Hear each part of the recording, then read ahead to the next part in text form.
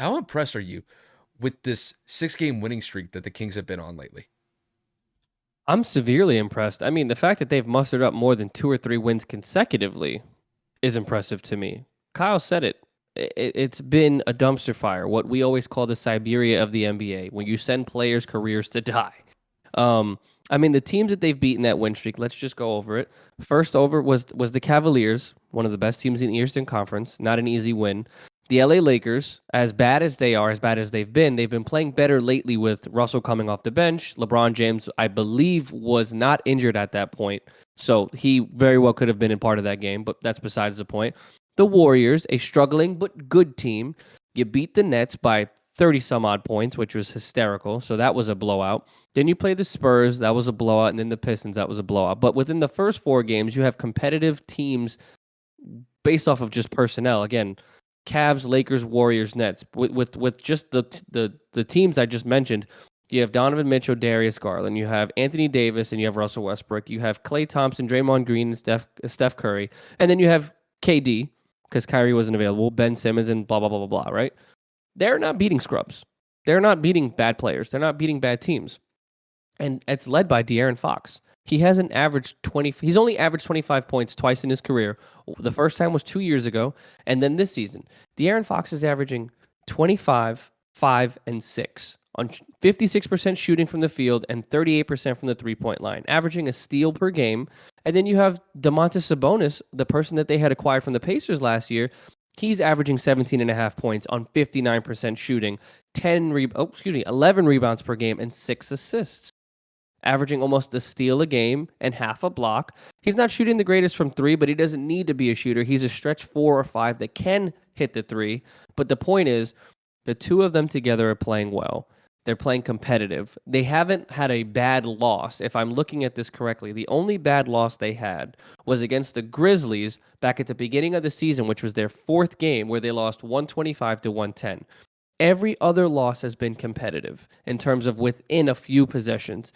The Blazers 115 to 108, the Clippers 111 to 109, the Warriors 130 to 125, the Heat later on in the season 110 to 107, the Warriors later on 116 113. You see where I'm going with this. Outside of that one blowout loss they had, they have been in every single game. That says a lot about Mike Brown and his coaching, where he's come from. Obviously the Warriors, he's coached the Cavaliers, he's coached the Lakers. Like, Mike Brown has been pretty much all over the place.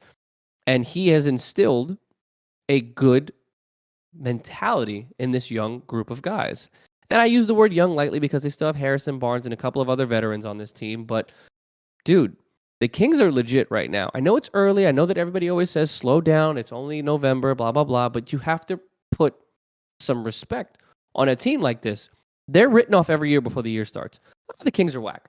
Oh, the Kings are going to be in the bottom of the Western Conference. Oh, the Kings ain't going to do shit.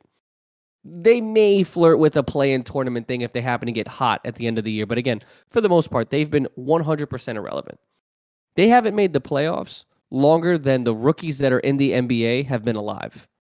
That was a crazy stat when we saw that. I think it was last season, right, Kyle? I think it was like 20 some odd years. Like, they haven't legitimately made the playoffs in probably 20 years. It's been a Scary. hot minute. It's been a hot minute. So I'll end it on this note. When you have a younger team, an inexperienced team, catching fire right now, led by 2 stars, both young, 26 and I think 27, or actually De'Aaron Fox might be even younger than that. De'Aaron Fox is 24 and Domantas Sabonis is 26.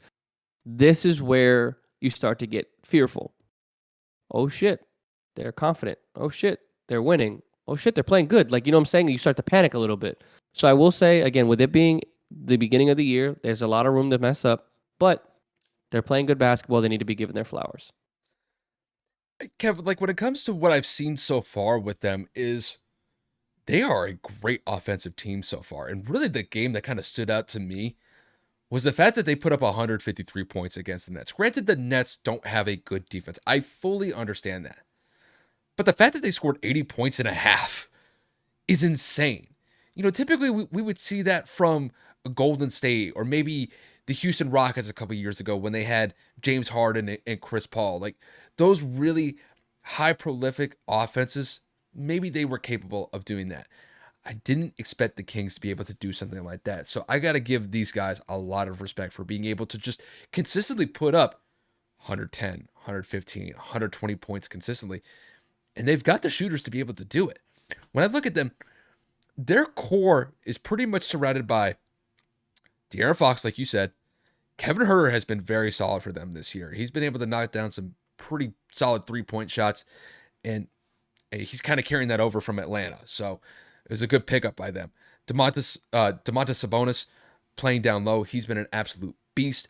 And then this one hurts me, Kevin, because I saw the potential with him last year in Malik Monk.